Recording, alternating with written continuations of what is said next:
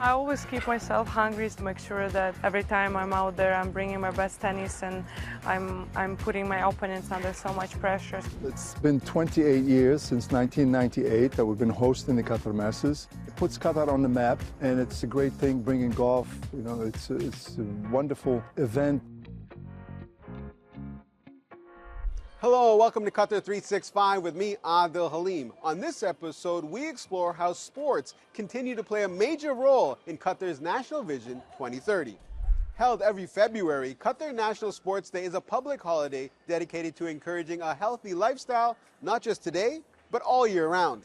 Joanna Hoos will take a swing at golf later in the show, but first, I hit the court to meet some of the biggest names in men's and women's tennis. Just before the opening serve of the Qatar Open, I sat down for a quick-fire round with some of the best female tennis players on the planet. Arena, you're the world #1. Now that you're the top player, do you prefer being the hunted or the hunter? And how do you embrace challenges from new, maybe even hungrier players? I think you're always hunting, so you're always a hunter. It doesn't matter what's your ranking, so I prefer to be a hunter. And I always keep myself hungry, so I'm not focusing on other players. I'm trying to focus on myself and trying to improve myself every day, make sure that every time I'm out there, I'm bringing my best tennis and I'm putting my opponents under so much pressure. Ons, injuries took you out of the top 10 last year. How are you feeling now, and what's your mindset for 2025? Do you have your eyes set on comeback player of the year? Well, I haven't thought about that, but now maybe yes. Yeah, injuries are the worst enemy for players or for tennis players, and maybe I'll try to take the positive out of it. It gives me some time off, the court, and it was really good. So I'm hoping to take it one day at a time and see how it goes, but definitely happy to be back. Coco, you were chosen as the Team USA female flag bearer at the Paris Olympics. The first tennis player to do so, an incredible honor. You made history. What did it feel like to represent your country on an international stage? Yeah, it was insane. I didn't expect it at all. Never would have thought in my wildest dreams, let alone my first Olympics, to do that for Team USA with so many other incredible athletes in the lineup. So I felt super honored to do that, and alongside LeBron James, which was a pretty cool plus to it all. Over in the men's tournament, there was no shortage of star power either. Fans couldn't get enough of 24-time Grand Slam champion Novak Djokovic, seen here practicing with another fan favorite, Stefanos Tsitsipas. Just steps from the courts, the Qatar Tennis Federation is hosting its first exhibition on tennis history in the country. The mini museum features digital content, trophies from regional competitions in the Gulf, and historic photographs showcasing iconic moments from the biggest names in tennis history. We are very proud, that we organize the WTA, which is in the first tournament in the Middle East. Qatar, they hosted in 2001. And also very proud that we have a legacy of, tournament for the ExxonMobil men's, which started in 1993. And, after 32 years, we upgraded to 500. That upgrade means more than half of the top 10 players arrived in Doha, including 26-year-old Alex de Minaur. Alex, so you're coming in as the world #6. Do you ever feel underestimated on the circuit, and do you kind of use that as motivation on the court? Look, I always feel it as motivation, right? Because ultimately, I want to keep on getting the most out of myself. I've pushed myself throughout the years to keep on improving and keep getting better, and I still don't think I've reached my ceiling. So I'm going to keep on pushing forward to hopefully win a lot of matches and keep improving my ranking. Paula Badosa returns to Doha for the 4th time on the back of an incredible run. After dropping all the way to the 140th spot last season, the former world #2 is back in the top 10. I got a chance to sit down with the 27-year-old Spanish player ahead of this year's Qatar Open. Paula, you're the reigning WTA Comeback Player of the Year. You jumped from 100 ranking last May to the top 10 this year. Welcome back. How does it feel?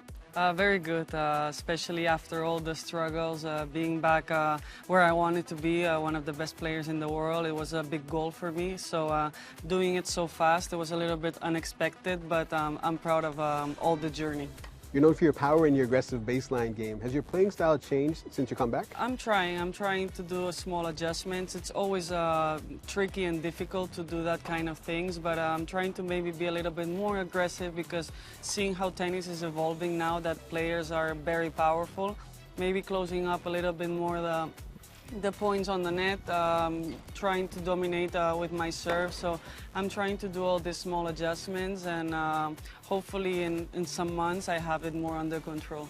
After your back injury in 2024, how did you manage to rebuild your body and mind to compete in the semis of the Australian Open this year? Yeah, it was a very long and tough journey to get to that. I mean, it was tough. I had to work a lot. I had a lot of setbacks. But I think mentally there I was very strong, and I kept continuing believing. I think that's very important sometimes when you lose faith and things don't work and don't go your way. But in that moment I searched and I tried to find strength from anywhere, and yeah, I think I'm a fighter in this case, and I'm a very competitive player. So yeah, finally I could achieve my goals. You mentioned the mental aspect. You've been very open about your mental health. How do you feel that tennis, in comparison with the other major pro sports, helps players deal with stress, anxiety, and depression? I think it's a really tough sport, and it tests you every day, every single day on that, because it's a very mental one. You're alone on the court. You're managing so many emotions.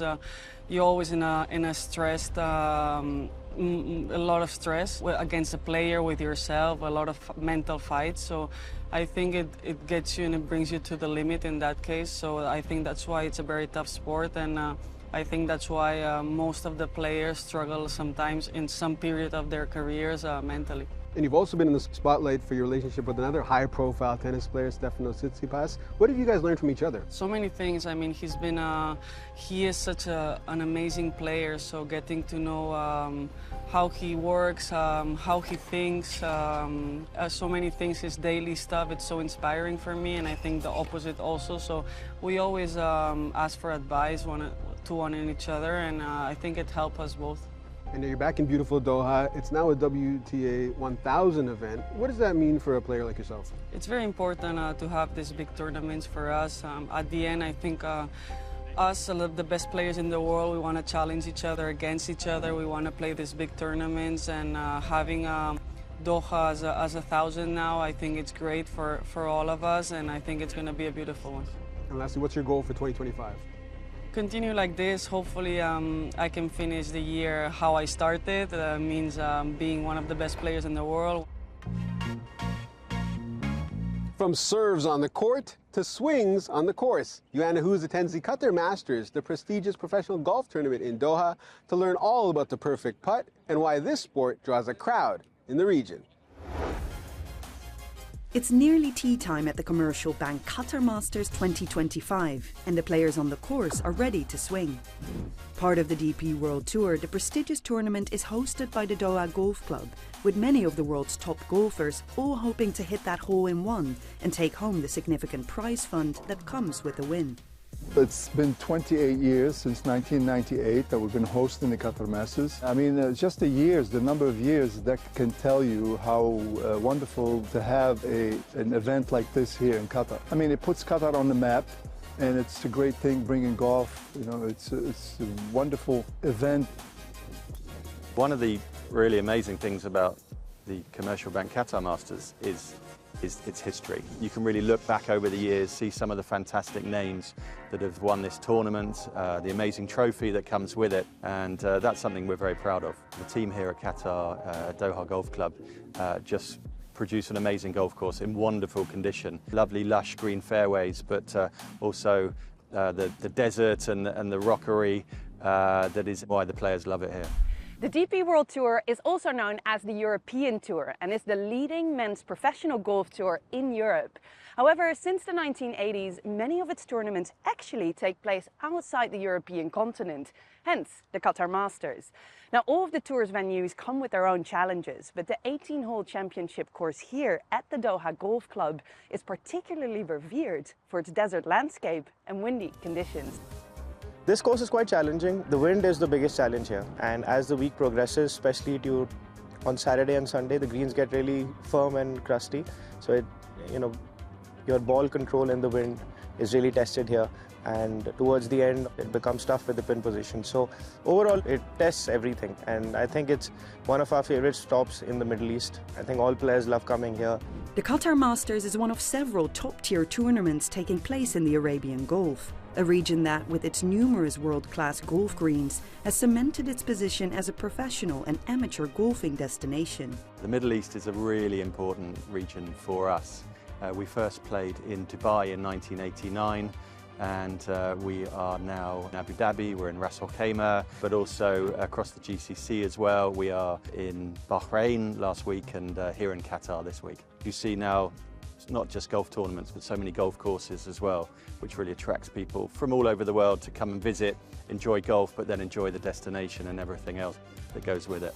Organisers of the Qatar Masters say that Qatar's continued and unwavering support for the event is a sign that after 28 years, the country's commitment to the growth of golf remains quite literally on course. Qatar, you know, I mean, they love sports. They try to get as many huge events as they can to bring into the country because they think sport is really, it's almost like a way to bring people together. They back up the tennis, the football, and all the other huge events. And they put a lot of money, and I mean, I can't say anymore because they're really behind all the sports. I mean, it's great. It puts them on the map worldwide.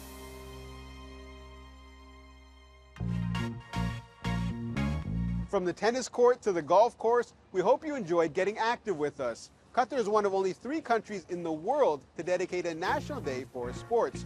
This year's theme is It's Never Too Late, and the goal is to promote a healthy lifestyle. But that's all the time we have for now. For more, check out Euronews.com and connect with us through our hashtag. Thanks for watching, and we'll see you next time on Qatar 365.